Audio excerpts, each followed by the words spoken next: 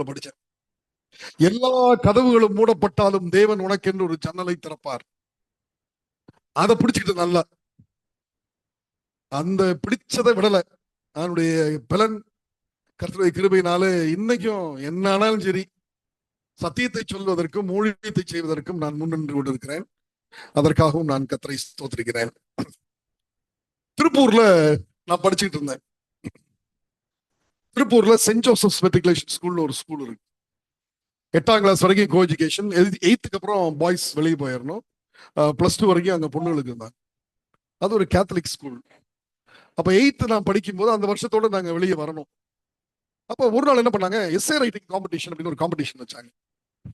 கட்டுரை போட்டி. பேச்சு போட்டியில நான் நிறைய இருப்பேன், கட்டுரை போட்டியில நான் இருக்க மாட்டேன்.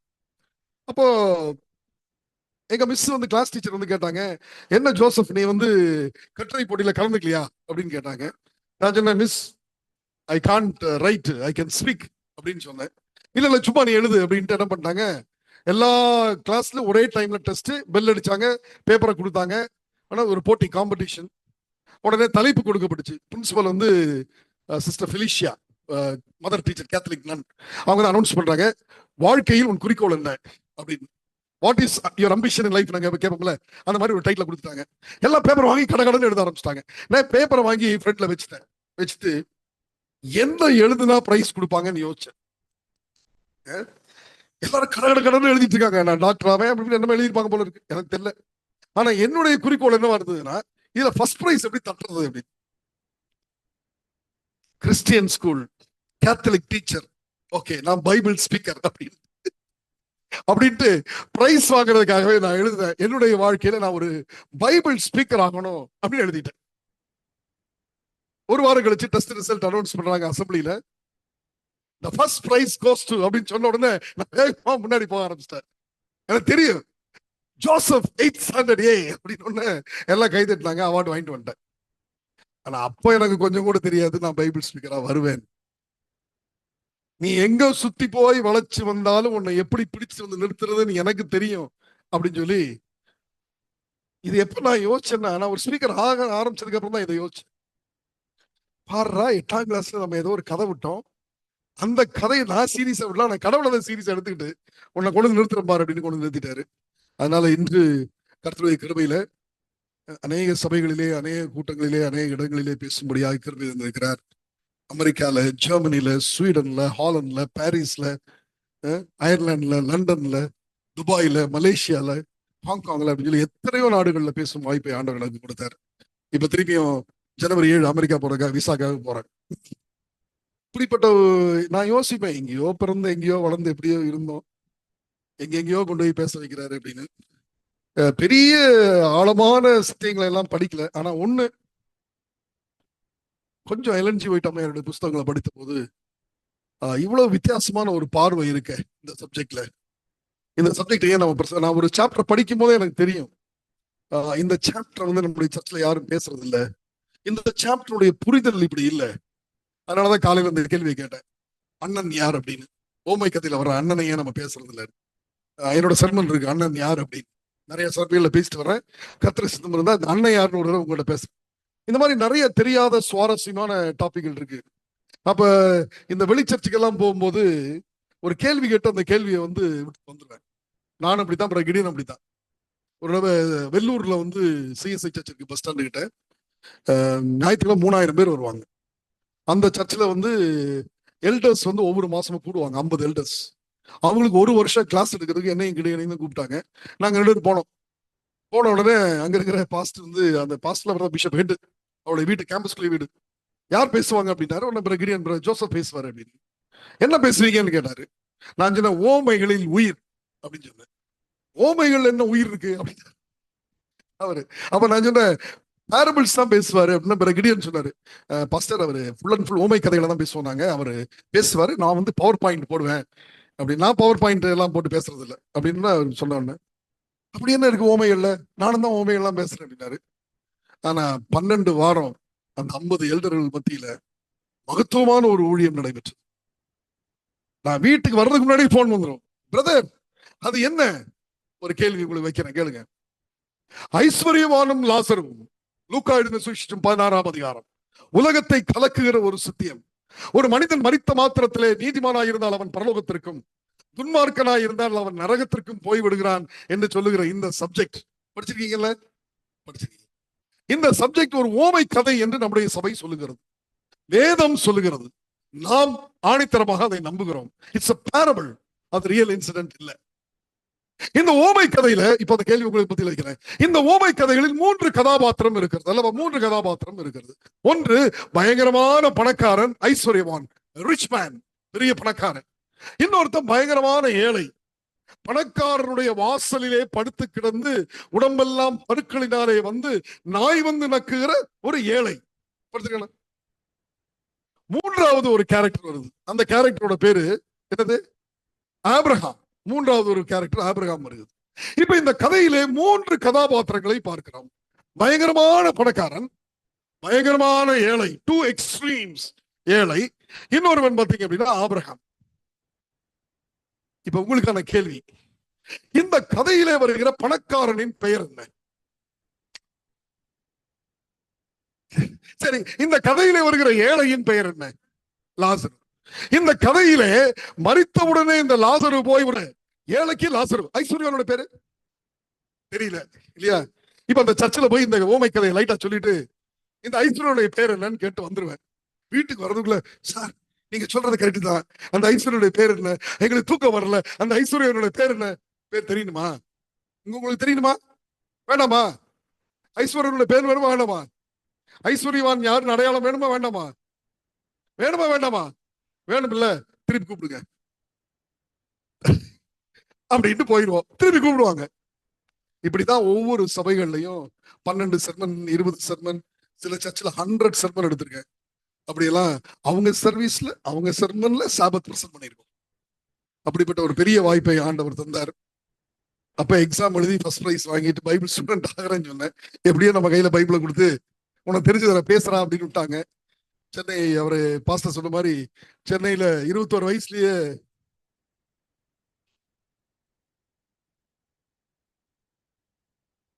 உண்மையா தான் சொல்லியிருக்காரா? அதனால பேர் கொடுக்கலையா? சரி, அவனுடைய அடையாளம் என்ன? சரி, அப்ப இப்படி இப்படி உங்களுக்கு புரிய வைக்கிறேன். வேதாகமத்தில் ஒரு க்ளூ கொடுத்துட்டு போயிடுறேன். வேதாகமத்தில் எங்காவது ஆபிரகாம் இருக்காரா? இந்த கதையை தவிர வேற எங்காவது ஆபிரகாம் இருக்காரா? ஆபிரகாம் இருக்காரு. இந்த கதையில வர லாசரு வேற எங்காவது இருக்காரா? இருக்காரா? இருக்காரு. லாசரு, பெத்தானியில ஒரு லாசரு இருக்காரு. நல்லா கவனிங்க. ஓமை கதையில் ஒரு லாசரு, நிஜத்தில் ஒரு லாசரு. கரெக்டா?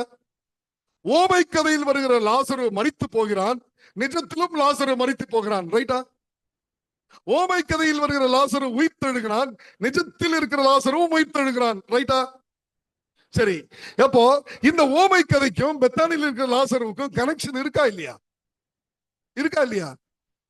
இருக்கு. Ellen G White quote, Christ Object Lessons. The key to the parable of rich man and Lazarus is Lazarus of Bethany. ஐஸ்வர்யவானும் லாசருவும் என்கிற ஓமை கதையின் திறவுகோள் பெத்தானியில் இருக்கும் லாசரு. நீங்க இப்படி உட்கார்ந்துருக்கிறீங்க. என்னுடைய நண்பர்கள் பெந்தைகோஸ்ட் போதகர்கள் மத்தியில் இந்த கிளாஸ் எடுத்து எந்திரிச்சு கை தட்டிடுவாங்க. பா, இவ்வளவு பெரிய விளக்கமா அப்படின்னு. ஏன் விளக்கம் இல்ல? தேவன் இந்த திருச்சபைக்கு தந்த எல்என் ஜி ஒயிட் அம்மையாருடைய விளக்கம். ஆனா அங்க பேர் சொல்ல முடியாது இல்லையா? இஜி ஒயிட் பேர்லாம் சொல்றது. அப்படியாங்க ஆண்டவர் வந்து அருமையான ஒரு சர்ச்சை நம்ம கொடுத்துருக்காரு, நல்ல சப்ஜெக்ட் கொடுத்துருக்காரு. நம்ம ஒருவருக்கு ஒரு அன்பா இருந்து படிச்சு பழகி கைகோற்று கவலைகளை மன்னித்து மறந்து ஒன்றாக ஓடுவதற்காக அழைத்திருக்கிறார். அவ்வளவுதான். சரி, இன்னைக்கு சப்ஜெக்ட் வருவோம். இப்படி நான் சொன்னா நிறைய சொல்லிட்டே போலாம்.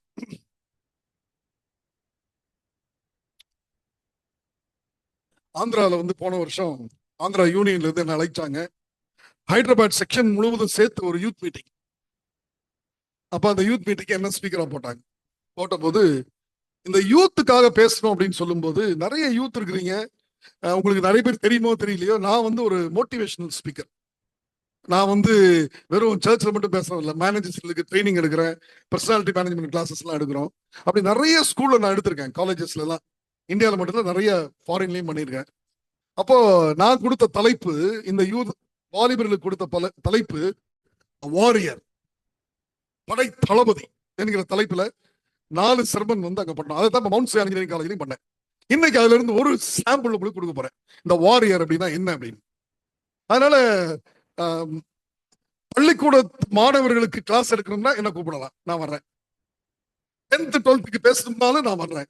Time management, crisis management, anchor management, உங்களுக்கு என்ன வேணும் எல்லா டாபிக்கும் நம்ம கவர் பண்ற மாதிரி நான் பேசிட்டு தான் இருக்கிறேன்.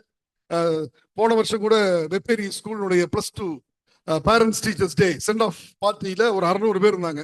நான் தான் ஸ்பீக்கரா இருந்தேன். உங்களுக்கு இது ஃபர்ஸ்ட் டைம்ல நிறைய டைம். இதை பெருமைக்காக எல்லாம் சொல்லல, இவ்வளவு சப்ஜெக்ட் ஆண்டவர் நம்ம கொடுத்திருக்கிறாரு. அதை பேசும்போது ஆண்டவர் அதை ஆசீர்வதிக்கிறார். சரி, என்னோடு கூட சேர்ந்து யோசுவாவுடைய புத்தகத்தை திருப்பி, யோசுவா கர்த்தருக்கு சித்தப்பட்டால் நிச்சயமா பிப்ரவரியில வருவோம். இன்னும் நிறைய தெரியாத சப்ஜெக்ட்ஸ் நம்ம படிப்போம். ஜெபம் செய்வோம். எங்களை நேசிக்கிற நல்ல தகப்பனே, இந்த மதியான வேளைக்காய் உம்மை துதிக்கிறோம். அடியனை எப்படியோ ஒரு வேதாகமத்தை கற்றுக் கொடுக்கிற ஒரு சிறு கருவியாக பயன்படுத்துவதற்காக உண்மை ஸ்தோத்திரிக்கிறோம். எங்களுக்கு எல்லாமே தெரியல ஆண்டவரே, ஆனா கொஞ்சம் தெரிஞ்சதும் மகத்துவமான கொஞ்சம் காரியங்களை எங்களுக்கு தெரிவித்திருக்கிறேன். அதை எங்களுடைய ரட்சிப்பிற்கு போதுமானதாக இருப்பதற்காக உண்மை ஸ்தோத்திரிக்கிறோம். கர்த்தர் தாமே எங்களை எடுத்து தொடர்ந்து பயன்படுத்தி இந்த மதியான வேளை எங்களுக்கு ஆசீர்வாதம் தந்து இந்த பகுதியை புரியாத காரியங்களை நாங்கள் புரிந்து கொள்ளும்படியாக எங்களுக்கு கிருபை செய்யும்படி இயேசுவின் நல்ல நாமத்தில் ஜெபிக்கிறோம். எங்கள் ஜெபம் கேளும் நல்ல பிதாவே, ஆமென்.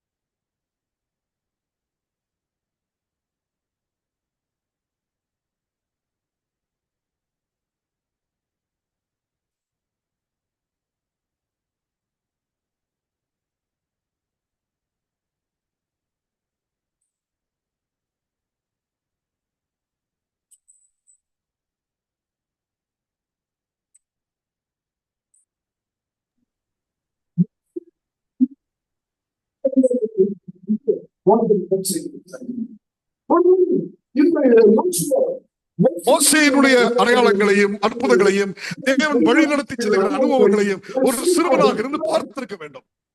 இப்ப படை தளபதி ஆயாச்சு. சின்ன பையனா பார்த்ததுக்கும் இப்போதைக்கு ரொம்ப டிஃபரெண்ட். அவர் வந்து இப்ப படை தளபதி ஆயிட்டார். ஈரோடு சர்ச்சுடைய கேப்டன். இப்போ யோசுவா என்கிற இந்த தலைவன் இயேசு என்கிற நாமத்தை உடையவனாக வேதாகமத்தில் ஒரு நிழலாக காட்சியளிக்கிறான். இந்த யோசுவா என்கிற நிழல் இயேசு என்கிற நிஜத்தை சார்ந்தது. அதை மறந்துவிடக்கூடாது. அதுக்காக தான் இந்த இன்ட்ரோடக்ஷன். இப்ப இது ஒரு சீரீஸா நான் எடுக்கணும். 1 2 3 4 நான் எடுக்கல. ஒரு பகுதியை மட்டும் ரொம்ப இன்ட்ரெஸ்டிங்கான டாபிக் உங்கள் மத்தியில வைக்கும்படியாக, யோர்தான் நதியை அவங்க கடந்துட்டாங்க. சரிங்களா? யோர்தான் நதியை கடந்தாச்சு. இப்ப கடந்த போது தூரத்துல பார்த்தா எரிகோ பட்டணம் இருக்கிறது. இந்த எரிகோ பட்டணம் எப்படி இருக்கு அப்படின்னு சொன்னா, எனக்கு ஒரு சின்ன பிரச்சனை. இந்த கோவிட்ல வந்து சீரியஸ் ஆஸ்பத்திரியில படுத்திருந்தேன். அதுக்கப்புறம் எப்ப பார்த்தாலும் இந்த தொண்டை ட்ரை ஆயிரும். ஓகே, இந்த யோர்தானை கடந்து எரிகோவை முற்றுகையிட வேண்டும். எரிகோவை முற்றுகையிட்ட பிறகுதான் கானான் தேசம், அவருடைய பாலும் தேனும் ஓடுகிற கனவு.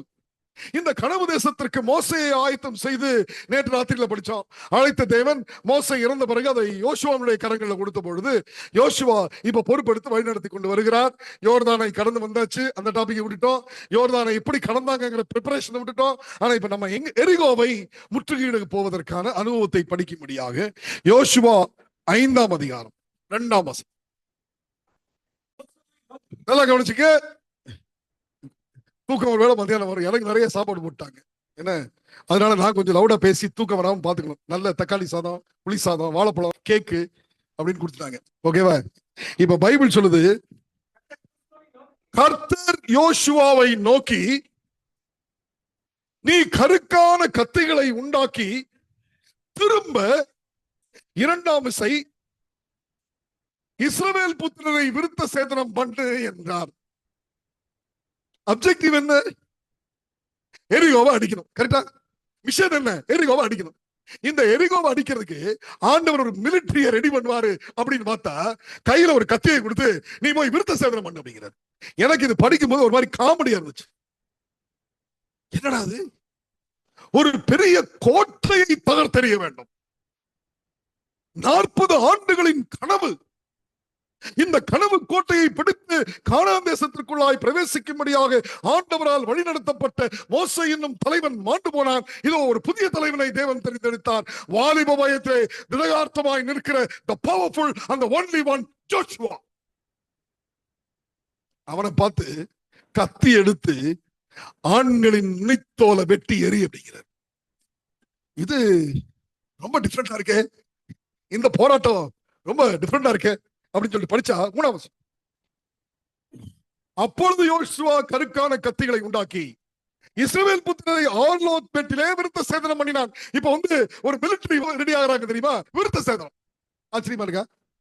இந்த எரிகோ பட்டணம் என்பது யோர்தான் நதியின் கிழக்கு புறமாக தூரத்திலே ஒரு பட்டணமாக அமர்ந்திருக்கிறது. உயர்ந்த குன்றின் மீது அமர்ந்திருக்கிறது அந்த பட்டணம். அந்த போர்ட், அந்த பெரிய மதிர்ச்சுவர்கள் கட்டப்பட்டிருக்கிறது. நீங்க போய் கூகுள் இதெல்லாம் பார்க்கலாம். Archaeological evidences of the fort of Jericho அப்படின்னு போட்டீங்கன்னா ஏகப்பட்ட ரிசர்ச் நான் பண்ணிட்டேன். அதெல்லாம் நோட்ஸே கிட்ட இல்ல, அதனால அப்படி ஜெனரலா கூட சொல்லிட்டு போறேன். இதெல்லாம் நோட்ஸ் எல்லாம் பேசிட்டு இருக்கிறேன் 3 நாளா. இப்போ மேல அந்த கோட்டை அங்க இருக்கிற அந்த சூழ்நிலையில் அந்த கோட்டையின் அகலத்தின் மீது ஒரு ரதம் போடக்கூடிய அளவுக்கு அதை செய்திருந்தார்கள். நீங்க போய் கோட்டையை பாத்தீங்கன்னா கோட்டையில் நிறைய ஜன்னல் இருக்கும். அந்த ஜன்னல கம்பி வச்சிருப்பாங்க. உள்ள இருந்து வெளியே பார்த்தா நல்லா தெரியும். மேல இருந்து நீங்க வில் அடிக்கலாம், இல்ல கோட்டையின் மதிர்ச்சுவர்ல இருந்து பாதுகாப்புக்கு ஒரு சின்ன கவர் பண்ணிருப்பாங்க. அது இருந்து ஈட்டியை வீசலாம், எல்லாம் வீசலாம். ஆனா கீழே இருந்து நீங்க மேல வீசுறது கஷ்டம். ஆனா மேல இருந்து ஈஸியா அட்டாக் பண்ணிக்கலாம். டார்கெட் ரொம்ப ஈஸி. எரிகோ கோட்டைக்கு கீழே வைக்கும் போது இந்த இஸ்ரவேல் ஜனங்கள் will be at their weakest point. ரொம்ப இக்கட்டான ஒரு இடத்துல கொண்டு வந்து ஆண்டவர் கொண்டு வந்து நிறுத்தினார்.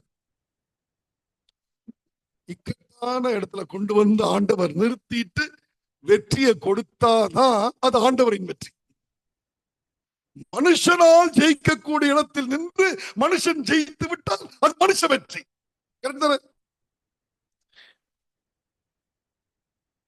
என்னால முடியவே இல்லையே, எங்க போறதுன்னே எனக்கு தெரியலையே அப்படிங்கிற சூழ்நிலை கொண்டு நிறுத்திட்டு ஆண்டவர் ஒரு ஜன்னலை திறந்து கொடுத்து நீ போப்பா அப்படின்னு சொன்னா இட்ஸ் காட்ஸ் ப்ராவிடன்ஸ்.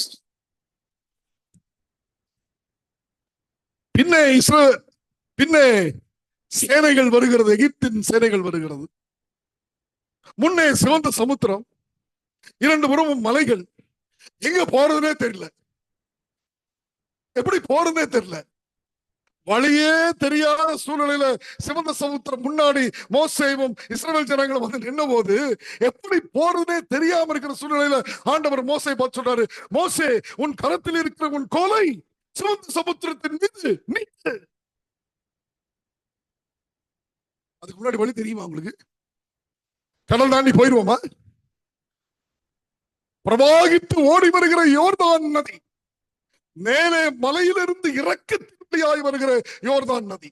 அந்த யோர்தான் நதியை பிளந்து அக்கறைக்கு போனோம். அப்படி போனாதான் எரிகோ. இப்ப தாண்டி வந்துட்டாங்க. சில சமயங்கள்ல நம்ம எங்க போறோம்னே நமக்கு தெரியாது, எப்படி போறோம்னே தெரியாது, வழி இருக்கா அப்படின்னு தெரியாது. இதை சொல்லும் போதெல்லாம் எனக்கு ஒரு ஞாபகம் வரும். 1997 அமெரிக்காவில் இருக்க ஒரு சில நண்பர்கள் சர்ச்சில் வந்து என்னை கூப்பிட்டாங்க. நீங்க வந்து அமெரிக்காவுக்கு வரணும், வந்துட்டு ஒரு சில ப்ராஜெக்ட்ஸ் எல்லாம் எடுத்துட்டு இந்தியாவில் போய் மினிஸ்ட்ரி பண்ணணும். பீட்டர் கிரகரி அவரை கொண்டு வந்து இந்தியாவில் மினிஸ்ட்ரி எல்லாம் பண்ணணும், நீங்க வாங்க அப்படின்னு சொல்லி எனக்கு ஒரு லெட்டர் கொடுத்துட்டாங்க. வாங்க. அமெரிக்கா விசா கிடைக்கிறலாம் கஷ்டம், ஈஸி எல்லாம் கிடையாது. ராத்திரியே போய் படுத்துக்கணும்.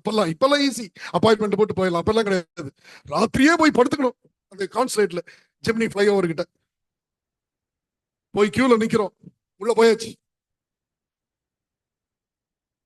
வாலிபனுக்கெல்லாம் அமெரிக்கா விசா கிடைக்கலாம் கஷ்டம். ஏன்னா போனா திரும்பி வர மாட்டான்னு சொல்லி விசாவே கொடுக்க மாட்டாங்க. 6 கியூ. நான் ஒரு கியூல நின்று இருக்கேன்.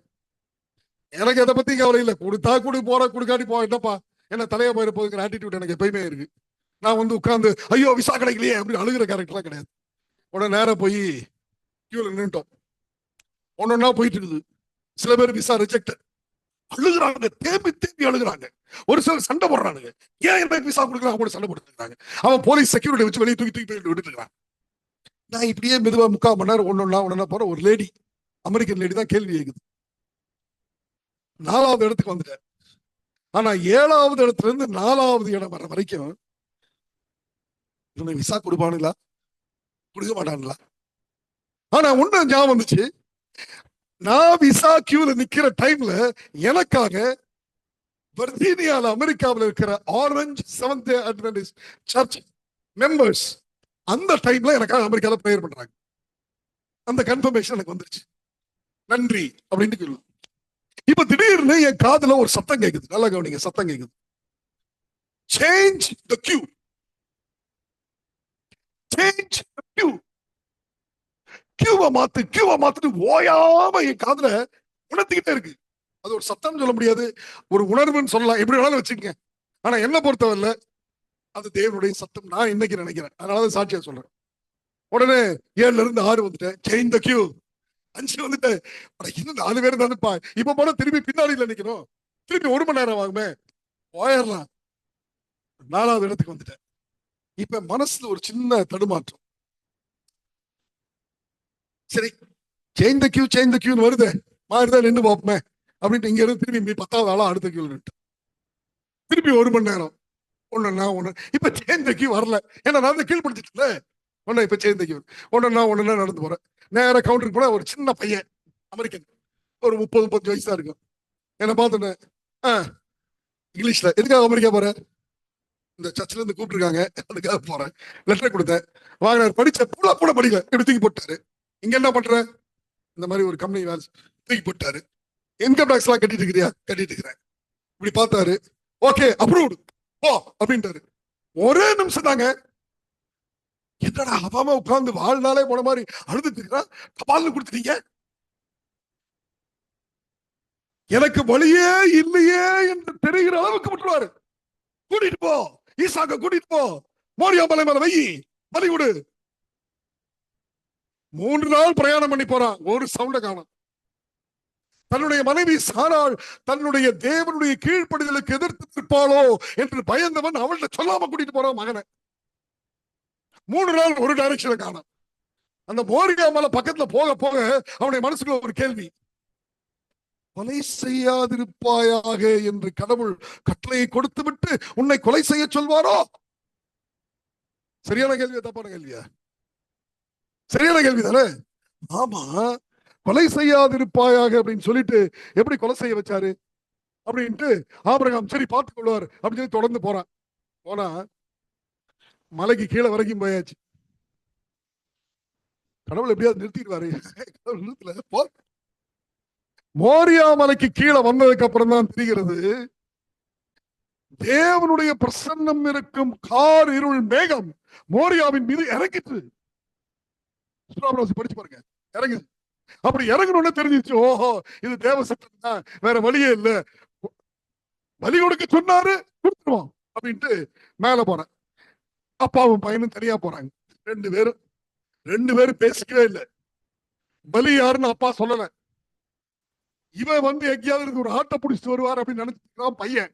2 பேரும் மேல போய் கட்டையெல்லாம் விரிச்சு ஒரு பலிபீடத்தை கட்டி முடிச்ச உடனே, அப்பா இறகு இருக்கு, நெருப்பு இருக்குது, ஆடு எங்கப்பா அப்படின்னு கேக்குறான்.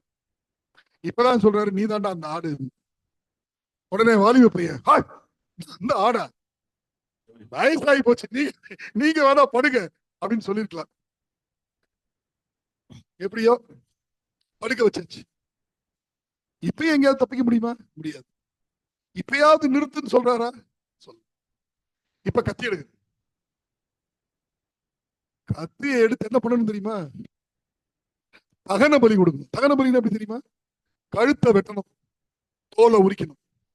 அப்போ இந்த கத்தியை எடுத்து ஈசாக்கினுடைய கழுத்துக்கு நேரா வெட்டுறதுக்கு இறக்க கத்தி எடுத்தாச்சு, நிறுத்தின்னு சொல்லுது. கொலை செய்யாதிருப்பாயாக சொல்லிருக்காருப்பா, நீ கொலை செய்யாதுப்பா அப்படின்னு பேச்சு மனசு கேக்குது.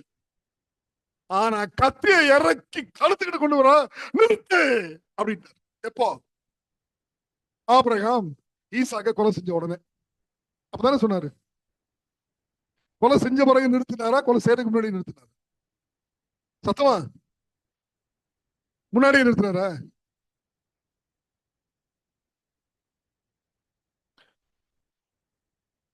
ஆபிரகாம் நிறுத்துன்னு சொல்லாம இருந்திருந்த, அப்போ ஆண்டவரை பொறுத்தவரையில் ஆபிரகாம் தன்னுடைய மனதில் ஈசாக்கை கொண்டான். அதனாலதான் அவர் பயன்படுத்துறாரு, for now.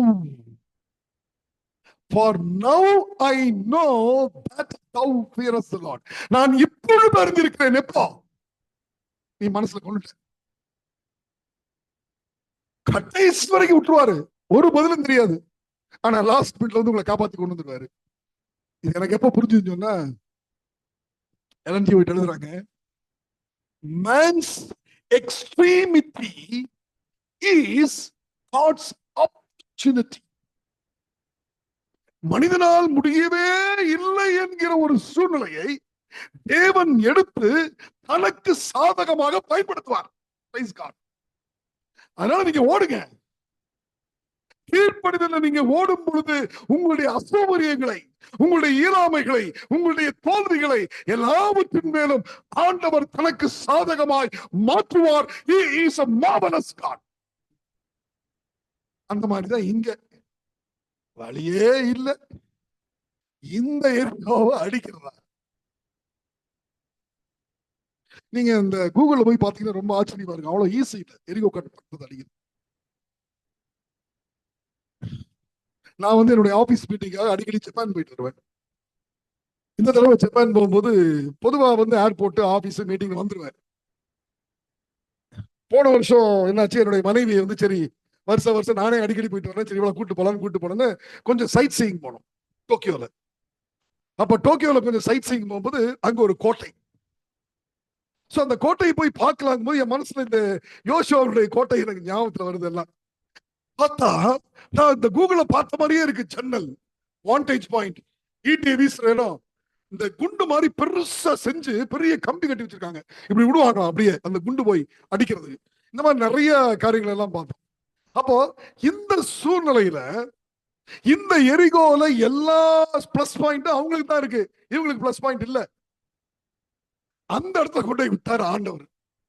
விட்டுட்டு அதோட விட்டுருந்தா பரவாயில்ல, ரெடி ஆகு. எப்படி ரெடி ஆகுறது? நீ உன்னுடைய பீரங்கியை ரெடி பண்ணு, துப்பாக்கியை ரெடி பண்ணு, வாழை ரெடி பண்ணு, ஈட்டிய வெட்டு அப்படின்னு சொல்ல விருத்த சேதனம் பண்ணுட்டார். ஏப்பா, ஒரு நாடோடு யுத்தம் பண்றதுக்கு விருத்த சேதனமா? என்ன ஆண்டவரை நீங்க சொல்றீங்க அப்படின்னு படிச்சா நிறைய சீக்கிரம் வெளிவருது. நல்லா கவனிங்க.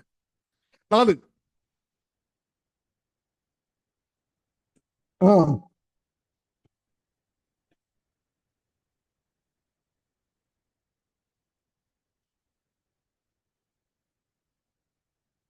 அடடடடா, இவங்க எல்லாம் கிளம்பி இந்த 40 வருஷம் டிராவல் பண்ணிட்டே வந்தாங்கல்ல மோசைக்கு கீழே.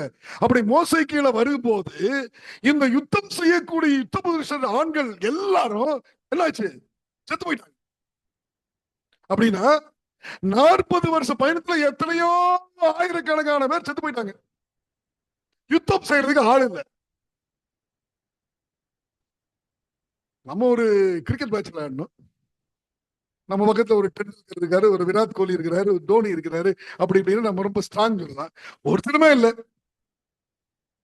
5ஆம் வசனம்.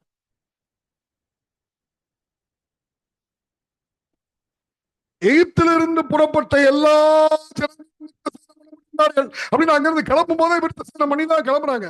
அவர்கள் எகிப்திலிருந்து புறப்பட்ட பின்பு, நல்லா கவனிங்க, வழியில் வனாந்திரத்தில் இருந்த சகல ஜனங்களும் விருத்தசேதனம் பண்ணப்படாதிருந்தார்கள். அப்ப 2 குரூப் இருக்குங்க. இந்த வனாந்திரத்துல டிராவல் பண்ணிட்டு வர்றது 2 குரூப். ஒன்னு இந்த group of circumcised and group of uncircumcised. 2 group. உலகத்தின் கடைசி நாட்கள் எத்தனை குரூப் இருக்கும்? 2 குரூப் தான் இருக்கும். இதெல்லாம் ஒரு ஷேடோ, சாயல். நிச்சயம் சீக்கிரம் வரும். எரிகோவை போல ஒரு பெரிய பிரச்சனை வரும் இந்த சர்ச்சுக்கு. அடுத்த வசனம். கர்த்தருடைய சத்தத்துக்கு கீழ்ப்படியாமல் போன எகிப்திலிருந்து புறப்பட்ட யுத்த புருஷனான யாவரும் மாடு மட்டும். இதை படிச்சிருந்து எனக்கு ரொம்ப வருத்தம். இஸ்ரவேல் புத்திரர் 40 வருஷம் வனாந்திரத்தில் நடந்து திரிந்தார்கள். இப்ப நான் ஒரு கேள்வி கேட்கிறேன். இவங்க வேற இப்படி வச்சுட்டீங்க கேமராவை, இப்படி போக இப்படி அரசு பண்ணி வச்ச மாதிரி. ஓகே, 40 வருஷம் இவங்க சுத்தி சுத்தி நடந்து வந்தாங்க. எதுக்காக நடந்து வந்தாங்க? இந்த வசனத்தின்படி செல்வம் கரெக்ட் சாகிறதுக்காக நடந்திருக்காங்க. பாருங்க, அந்த வசனம் சொல்லுது, கர்த்தருடைய சத்தத்துக்கு கீழ்ப்படியாமற் போன எகிப்திலிருந்து புறப்பட்ட யுத்த புருஷனான யாவரும் மாடு மட்டும் சாகும் வரைக்கும் இஸ்ரவேல் புத்திரர் 40 வருஷம் வனாந்திரத்தில் நடந்திருந்தார்கள். கர்த்தர் எங்களுக்கு கொடுக்கும்படி அவர்கள் பிதாக்களுக்கு ஆணையிட்ட பாலும் தேனும் ஓடுகிற தேசத்தை அவர்கள் காண்பதில்லை என்று கர்த்தர் அவர்களுக்கு ஆணையிட்டார். ஏண்டா சாகிறதுக்கான 40 வருஷம் சுத்துறீங்க? நானும் 40 வருஷம் சுத்துறேன், நீங்களும் 40, 30, 50 வெவ்வேறு வருஷம் சுத்திக்கிறீங்க. எதுக்கு? சாகிறதுக்கா? யோசிச்சு பாருங்க. சில சமயங்கள்ல நம்ம பைபிள் படிக்கிறோம், எவ்வளவு சீக்கிரம் பைபிள் படிக்கிறோம்னு போட்டுலாம் படிக்கிறோம். ஆனா என்னுடைய பிரச்சனை என்ன, அப்படி படிக்க முடியாது என்னால. ஒரு கான்டெக்ஸ்ட் எடுத்துட்டு அதை படிக்கிறேன் அப்படின்னா, இவ்வளவு சப்ஜெக்ட் இருக்கா, உடனே தூக்கு பைபிள் கமெண்ட்ரி எடு, ஈஜி ஒயிட்டோட புஸ்தகத்தை எடு அப்படின்னு எடுத்து படிக்க படிக்க பார்த்தா ஒரு பெரிய படம் நம்முடைய கண்களுக்கு தெரிகிறது. அந்த படம் சொல்லுகிறது 40 வருஷம் சாகிற வரைக்கும் எல்லாரையும் அனுப்பி யாரெல்லாம் விருத்தசேதனம் பண்ணியிருந்தாங்களோ அவங்க எல்லாம் செத்து போயிட்டாங்க. சரி, இப்ப யார் இருக்கிறா? இன்னொரு குரூப். விருத்தசேதனம் பண்ணாத ஒரு குரூப் இருக்கு. அவங்க எல்லாம் இந்த 40 வருஷம் பிறந்தவங்க, வனாந்திரத்துல பிறந்தவங்க. ஓகேவா? அது 7ஆம் வசனம் சொல்லுது. அவர்களுக்கு பதிலாக அப்படின்னு என்ன அர்த்தம்? இந்த யுத்த புருஷர்களாக விருத்தசேதனம் பண்ணப்பட்டவங்களுக்கு பதிலாக ரீப்ளேஸ்மெண்ட் பிளான் பி, ரீப்ளேஸ்மெண்ட் பதிலாக அவர் எழுப்ப பண்ணின அவர்கள் பிள்ளைகளை. இப்ப கேள்வி, இந்த பிள்ளைகளுக்கு எல்லாம் என்ன வயசு? தம்பிமார்களே, இந்த பிள்ளைகளுக்கு எத்தனை வயசு? எத்தனை வயசுக்கு இந்த பிள்ளைகளுக்கெல்லாம்? 20 இருக்குமா? 30 இருக்கலாம். ஏன்னா 40 வருஷம் பிறந்த பிள்ளைங்க. ஒருவேளை மோசையோடு கிளம்பும் போது ஒரு குழந்தை பிறந்திருக்கலாம், அவனுக்கு இப்ப 40 வயசு. சரியா? மோசை கிளம்பி 10 வருஷங்களுக்கு ஒருத்தர் பிறந்தாலும் அவனுக்கு 30 வயசு. அப்படின்னா இந்த குழந்தைகள் எல்லாம் அந்த 40 வயசுக்குள்ள இருக்கிறவங்க. அதுல 40 வயசுக்குள்ள இருக்கிறவங்களுக்கு எல்லாம் விருத்தசேதனம் பண்றாங்க அப்படின்னா இந்த சின்ன பிள்ளைங்க 10 வயசு 5, அட்லீஸ்ட் 20 வயசு இருக்கிற வாலிபர்கள் இருக்காங்களா? வாலிபர்கள் இருக்கிறாங்க. இப்ப இந்த வாலிபர்கள் என்ன பண்ணணும்? விருத்தசேதனம் பண்றது எதுக்காக? ஒரு பாட்டு பாட்டீங்களே, யுத்தம் செய்வோம் வாருங்கள் அப்படின்னு.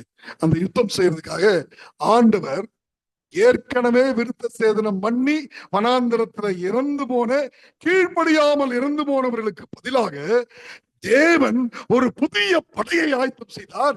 இந்த படை யங் ஏஜ், எல்லாம் வாலிபர். அதனாலதான் நானும் சொல்றேன், நான் போற சர்ச்சில் எல்லாம் God wants youth. ஆனா எனக்கு இருக்கிற பாரம் என்ன அப்படின்னா, இப்ப ரீசெண்டா ஏதோ ஒரு சர்ச்சில் பிரசங்கம் பண்ண உடனே அவர் சொல்லிட்டாரு, அண்ணே நான் ஒரு ஜூம் மீட்டிங் நடத்த போறேன், இனிமேல் யூத் எல்லாம் ஒன்னா கூடி நீங்க மாசம் யூத்துக்கு தனியா கிளாஸ் எடுக்கணும் அப்படின்னு. இதுல ஒரு பைபிள் ஸ்பீக்கர் ஆகிற யூத் யாரு? மியூசிக் வாசிக்கிறாங்க, பாட்டு பாடுறாங்க, ஆர்கனைஸ் பண்றாங்க, வெவ்வேறு தாளந்துகள் எல்லாருக்குமே இருக்கு. ஆனா பைபிள் சத்தியத்தை எடுத்து சொல்லக்கூடிய யூத் ரொம்ப கம்மி. வேதம் சொல்லுகிறது, ஆண்டவராகிய தேவன் எரிகோவை முற்றுகையிட்டு இந்த இஸ்ரவேல் ஜனங்களுடைய கனவை நனவாக்கும்படியாக God raised up generation. எனக்கு தெரிஞ்சு அவங்க எல்லாம் 40 வயசுக்குள்ள இருக்கணும், அதை ஃபில்டர் பண்ணா 20 வயசுக்குள்ள இருக்கிறவங்க எல்லாம் விருத்த சேதனம் பண்றது. பயங்கரமான யங் ஆர்மி. நீங்க படிச்சு பாருங்க ஸ்பிரிட் ஆஃப் ப்ராப்ஸில். யோசுவா ஒரு ஜெனரல் மேனேஜர் மாதிரி இருந்தான் மோசே கீழே, எல்லாத்தையும் கண்ட்ரோல் பண்ணிட்டு. அந்த யோசுவாவை கொண்டு போய் இயேசுவுக்கு அடையாளம் அப்படின்னு சொல்லி தலைமை ஸ்தானத்துல வச்சாச்சு. இப்ப அவர் விருத்த சேதனம் பண்ற கத்தி எடுத்து ரெடி பண்ணிட்டு இருக்காரு எல்லாரையும். ரைட்டுங்களா? இனி ரொம்ப இன்ட்ரெஸ்டிங்கா இருக்குங்க. நீங்க அவர்கள் பிள்ளைகளை யோசுவா விருத்த சேதனம் பண்ணினான், வழியிலே அவர்களை விருத்த சேதனம் பண்ணாததினால் அவர்கள் விருத்த சேதனம் இல்லாதிருந்தார்கள். அப்ப இந்த 40 வருஷம் விருத்த சேதனமே இல்லை. யோர்தான் நதியை கடந்ததுக்கு அப்புறம் தான் விருத்த சேதனம். யோர்தான் நதியை கடப்பது எக்ஸ்பீரியன்ஸ் ஆஃப் பேப்டிசம். மறந்துடாதீங்க. இந்த ஜனங்களை எல்லாம் சிவந்த சமுத்திரத்தின் ஞானஸ்நானத்தின் வழியாய் மோசே வெளிக்கொண்டு வந்தார். புதிதாய் வனாந்திரத்தில் பிள்ளைகளை எல்லாம் யோர்தான் நதியின் மூலமாய் ஞானஸ்நானத்தை கொடுத்தார். இட்ஸ் ஆல் சிம்பாலிக், அடையாள ரீதியாக பேசப்படுகிறது. இப்ப 8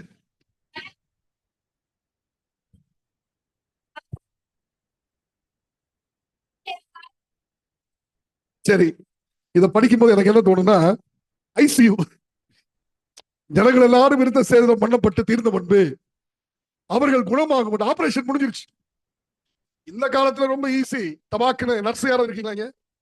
நர்ஸ் யாருமே இல்லையா? Lab technician. எதிர்காலத்துல எல்லாம் ரோபோ தான் தப்பு தப்பு குத்தி எடுத்துரும். சும்மா போய் ஒரு கம்ப்யூட்டர் முன்னாடி நின்று ப்ளீஸ் பிளட் டெஸ்ட் அப்படின்னு ஆர்டிபிஷியல் இன்டெலிஜென்ஸ் அப்படிதான் போயிட்டு இருக்கு. படிச்சு பாருங்க. கிறிஸ்துவ அருமையானவர்களே, வேதம் சொல்லுகிறது அவர்கள் எல்லாம் குணமாக மட்டும் தங்கள் இதயத்திலே பழகு. ரொம்ப பெயின்ஃபுல். நீங்க ஹிஸ்டரியில போய் எப்படி விருத்த சேதனம் பண்ணாங்கன்னு படிச்சு பாருங்க. நம்ம நினைக்கிற மாதிரி கிடையாது. உடனே ஒரு அனஸ்தீசியா போட்டு தப்புன்னு கட் பண்ணி எடுக்கிறது. Very very painful process. நிறைய நிறைய பெயின்ஃபுல். அப்போ ஐசியூல இருந்து டிஸ்சார்ஜ் பண்ணி இப்பதான் ரெஸ்ட் எடுத்துட்டு இருக்கான். நல்லா கவனிங்க, இப்பதான் ரெஸ்ட் எடுத்துட்டு இருக்கான். ஐயோ அம்மா வலி தாங்க முடியல யாருக்கும். பாளையத்திலே குணமாகி தீர் மட்டும் ரூமுக்கு வந்தாச்சு. ஐசியூல இருந்து ரூமுக்கு வந்தாச்சு. வந்துட்டாங்களா? வந்துட்டாங்க. இப்ப கவனிங்க.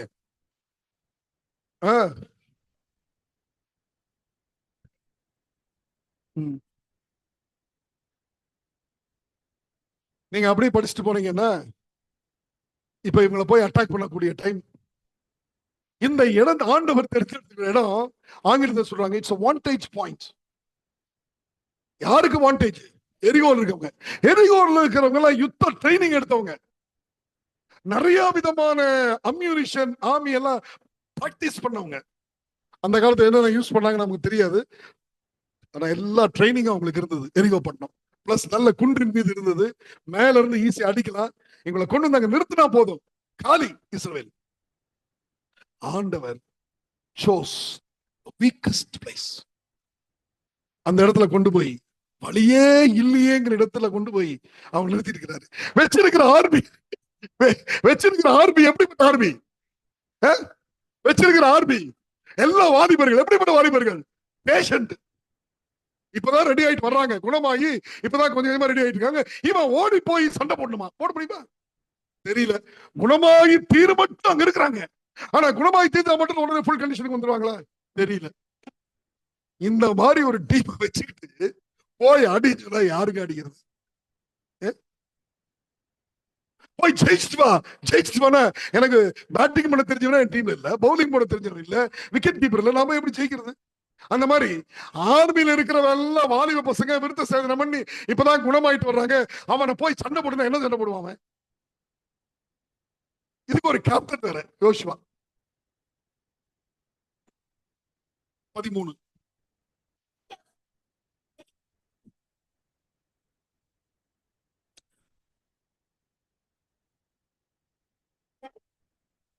அதிகாலையில அவன் எழுந்து மனக்கலக்கத்தோடு மனக்லேசத்தோடு யோசுவா எரிகோவை அவன் பார்க்கும் பொழுது,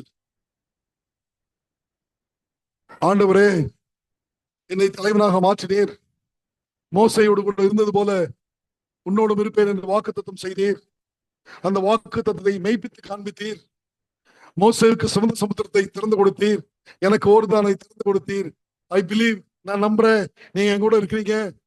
எனக்கு ஒரு ஆர்மியை கொடுத்துருக்கீங்க, இந்த ஆர்மி இவ்வளவு வீக்கான ஒரு ஆர்மியா இருக்கு, இந்த சூழ்நிலையில போய் எரிகோ அடின்னு சொல்றீங்க ஆண்டவரே, உங்க சொல்படி நான் கேட்கணும், ஆனாலும் நான் ஒரு மனுஷன் தானே என்று தன்னுடைய பலவீனத்திலும் தன்னுடைய சோர்விலும் தன்னுடைய இயலாமையிலும் தன்னுடைய நம்பிக்கையற்றவனாக நினைத்துக் கொண்டிருந்த நேரத்தில் அவன் வெளியே வந்து தன்னுடைய கண்களை அவன் ஏறெடுத்த அந்த எரிகோ பட்டத்தை அவன் பார்த்த பொழுது இதோ ஒருவர் அவனுக்கு எதிரே நின்றார். ஒருவர் நின்றுட்டு இருக்கிறார். எப்படி நின்றாரு? உருவின பட்டயம் அவர் கையில் இருந்தது. உருவின பட்டயம் அப்படின்னு சொன்னா என்ன அர்த்தம்னா ரெடி ஃபார் வார் அப்படின்னு அர்த்தம். பட்டயம் உள்ள இருந்துச்சுன்னு சொன்னா சமாதானம்னு அர்த்தம். அப்ப இங்க நிக்கிற ஒரு பெரிய வாரியர், ஒரு சோல்ஜர் உருவின பட்டயத்தோடு நிக்கிறாருன்னா ரெடி டு ஃபைட் அப்படின்னு அர்த்தம்.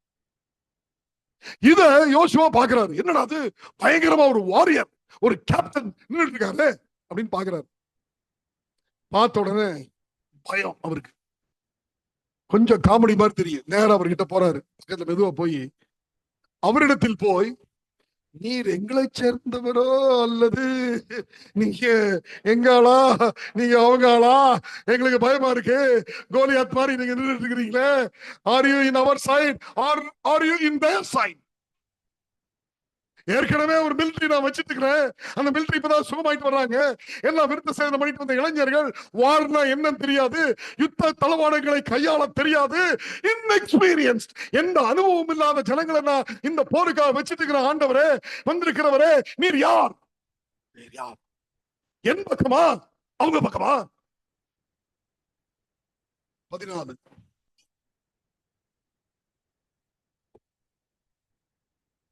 நேற்று ராத்திரி படிச்சோம். அல்ல, நான் அவன் பக்கமா இவன் பக்கமா நேரடி ஆன்சர் சொல்லல. ஆனா நான் யாருன்னு சொல்றேன். நான் கர்த்தருடைய சேனையின் அதிபதியாய் இப்பொழுது வந்தேன். புரிஞ்சிருச்சு? யோசுவாவுக்கு புரிஞ்சிருச்சு. ஆஹா, the angel of God, தேவதூதன் இறங்கி வந்திருக்கிறார் என்பதை புரிந்து கொண்டான். கர்த்தருடைய சேனையின் அதிபதி, the captain of the army of God, அவர் வந்திருக்கிறாரா? அப்பொழுது யோசுவா தரையிலே முகங்குப்புற விழுந்து பணிந்து கொண்டு அவரை நோக்கி, என் ஆண்டவர் தமது அடியனுக்கு சொல்லுகிறது என்ன? என்ன ஆண்டவரை சொல்ல விரும்புறீங்க? நான் என்ன பண்ணணும்? இதுதான் என்னுடைய வீக்கஸ்ட் பொசிஷன். நான் என்ன பண்ணணும் சொல்லுங்க. என்ன பண்ணணும்? எனக்கு எங்க போறது தெரியல. வலதுபுறம் போனால் மலை, இடதுபுறம் போனால் மலை, பின்னே இதோ வருகிறது எகிப்தின் பார்வோனின் சேனை, முன்னாடி சிவந்த சமுத்திரம், எங்க போறது தெரியல. What I have to do? என்ன பண்ணணும் சொல்லுங்க. நானும் எவ்வளவோ முயற்சி பண்ணி பார்த்தேன், வேலையே கிடைக்கல. என்ன பண்ணணும்? எவ்வளவோ முயற்சி பண்ணி பார்த்துட்டேன், என்னுடைய சர்ச்சில் ஆத்துமாக்களை ஞானஸ்தானம் பண்ணி வந்து சேர்க்க முடியல. My ministry is a failure. நான் என்ன பண்ணணும்? என்னுடைய குடும்ப சூழல்கள் சரியில்லை. என்ன பண்ணணும்? நீங்க சொல்லுங்க. நீங்க சொல்லுங்க. வந்திருக்கீங்கல்ல, சேனையின் அதிபதியாய் வந்திருக்கிறீங்கல்ல, நீங்க சொல்லுங்க. இப்ப என்ன பண்ணணும் அப்படிங்கிறத அவர் சொல்றாரு. 15ஆம் வசனம். அப்பொழுது கர்த்தருடைய சேனையின் அதிபதி யோசுவாவை நோக்கி, உன் கால்களில் இருக்கிற பாதரட்சைகளை கலற்றி போடு, நீ நிற்கிற இடம் பரிசுத்தமானது என்றார். ஆண்டவரே, அங்க ஜெயிக்கிறதுக்கு முகங்குப்புற விழுந்தா போதுமா? ஸ்ட்ராட்டஜி எல்லாம் வேண்டாமா?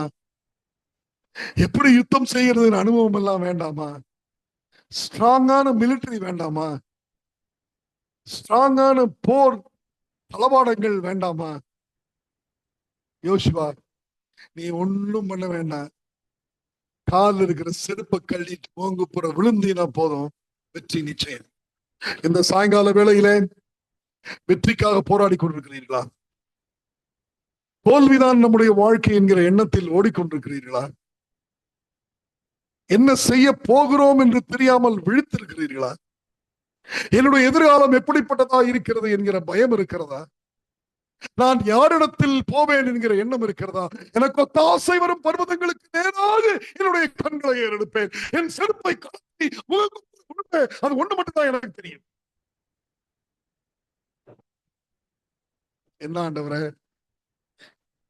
எவ்வளோ பெரிய யுத்தம் நினைச்சோம், பெரிய ஆயத்தமெல்லாம் செய்யணும்னு நினைச்சோம், ரொம்ப சிம்பிளா முடிச்சிட்டீங்களே ஆண்டவரே. காலில் இருக்கிற செருப்பை கழட்டிட்டு வான்னு சொல்லிட்டீங்களே ஆண்டவரே. நீங்க ரெடியா இருக்கீங்களா? அவருடைய பாதங்களிலே முகங்குப்புற விழுவதற்கு நீங்கள் ரெடியா இருக்கிறீர்களா? உங்களுக்காக அவர் யுத்தம் செய்வார். உங்களுக்காக அவர் தன்னுடைய சேனையை ஆயத்தம் செய்வார். He who has given his precious life because he loved you. உங்களை நேசித்ததற்காய் தன்னுடைய விலையேற பெற்ற ஜீவனை கொடுத்தவர் யாரோ, and wanted you to be happy, நீங்கள் சந்தோஷமா இருக்க வேண்டும் என்று விரும்பினவர் யாரோ, will be a captain who will always be mindful of your interest. உங்களுடைய எதிர்காலத்தின் எல்லா தேவைகளையும் சந்திக்கும்படியான ஒரு கேப்டனாக அவர் இருப்பார். Ellen G. White. There is a great battle to be fought. ஒரு மிகப்பெரிய யுத்தம் நீங்களும் நானும் சந்திக்கும்படியாய் போராடும்படியாக காத்திருக்கிறது. But you are not to do the main fighting. நல்லா கவனிங்க. ஆனா நீங்க சண்டை போட வேண்டிய இஸ்ரவேல் ஜனம் இல்ல, இந்த விருத்த சேதனம் பண்ணிருக்கிறாங்களே இந்த பசங்க இல்ல. As God's agent, you are to yield yourselves to him. தேவனுடைய கீழ்ப்படிதலிலே நடந்து செல்லுகிற விசுவாச பிள்ளைகளாக நீங்கள் செய்ய வேண்டியதெல்லாம் அவர் சொல்லுக்கு கீழ்ப்படிந்து நடப்பதே. That he may plan and direct and fight for the battle for you as captain. அவர் உங்களுக்காய் கேப்டனாய் யுத்தம் செய்வார். அந்த கேப்டன் என்று நம்மை அழைக்கிறார். யோசுவாவுக்கு வெற்றியை கொடுத்தார். நீங்க ஒண்ணு கத்திவாள இடத்துல சண்டை போட வேண்டாம், சுத்தி வா அப்படின்னாரு. 7 தடவை சுத்தி வாழாரு. 7 தடவை சுத்தி வந்தாங்க, எரிகோவை கொடுத்துட்டாரு. It became that simple. நீங்கள் சும்மா இருப்பீர்கள். கிறிஸ்துவுக்குள் அருமையானவர்களே, ஈரோடு திருச்சபை விசுவாசிகளே, இந்த சாயங்கால வேளையிலே ஆண்டவராகிய தேவன் உங்களையும் என்னையும் அழைத்து நம்முடைய கரங்களிலே ஒரு பெரிய பொறுப்பை கொடுத்து யுத்தம் செய்வோம் வாருங்கள் என்று அழைக்கும் பொழுது நீங்களும் நானும் செய்ய வேண்டியது ஒன்றுமில்லை. அவருடைய சேனைகளில் வீரர்களாக நின்றால் போதும், வெற்றியை அவர் தருவார். உங்களுடைய பாதங்களில் இருக்கிற பாதரட்சைகளை கலட்டி போட்டு மோகுப்புற விழுந்து பேசும் அடியேன் கேட்கிறேன் என்று சொன்னால் அவர் உங்களுக்கு வெற்றியை தருவார். என்னுடைய பலத்தினால் அல்ல, தேவனுடைய பலத்தினாலே நான் நிற்பேன், அவரே என்னுடைய தலைவனாக இருக்கிறார் என்று உங்களை ஒப்புக் கொடுக்கும் பொழுது உங்களுடைய பலவீனத்தில் அவருடைய பலம் விளங்கும்படியாய் உங்களை உயர்த்தி பிடிப்பார். God will give you victory. தேவன் உங்களுக்கு வெற்றியை தருவார். அந்த வெற்றியை தருவதற்கு நீங்க செய்ய வேண்டியதெல்லாம் ஒன்னே ஒண்ணுதான்.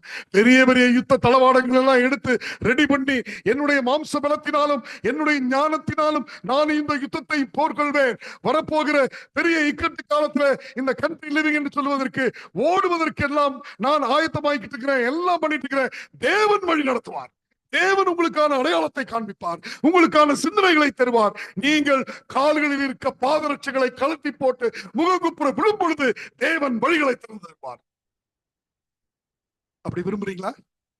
எழுந்து நிற்போம். ஆண்டுடைய சமூகத்தை நாம் ஜெபித்து முடிக்கும்படியாக காத்திருக்கிறோம். சர்வ வல்லமை உள்ள தேவன் சேனைகளின் அதிபதி உங்களுக்காக யுத்தம் செய்வார். வேதாமத்துல ஒரு ஆச்சரியமான ஒரு பதம் உண்டு. ஆண்டவராய் இயேசுவுக்கு இன்னொரு பேர் உண்டு. அந்த பேர் மிகாவேல். எங்கெல்லாம் இயேசு மனிதர்களுக்காய் பிசாசோடு கூட போராடுகிறாரோ அங்கெல்லாம் அவருக்கு பெயர் மிகாவேல். எதிர்த்து நிற்பார்.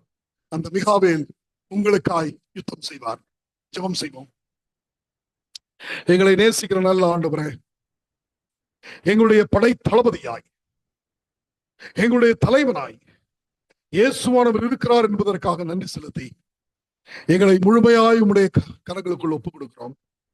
எங்களுடைய பலவீனங்களில் எங்களை விட்டுவிடாமல் எங்களுடைய பலவீனங்களிலும் எங்களுக்கு வெற்றியை தரும்படியாக முன்னுதாரணமாய் யுத்த புருஷனாய் இயேசு நிற்கிறார் என்பதற்காக நன்றி செலுத்துகிறோம்.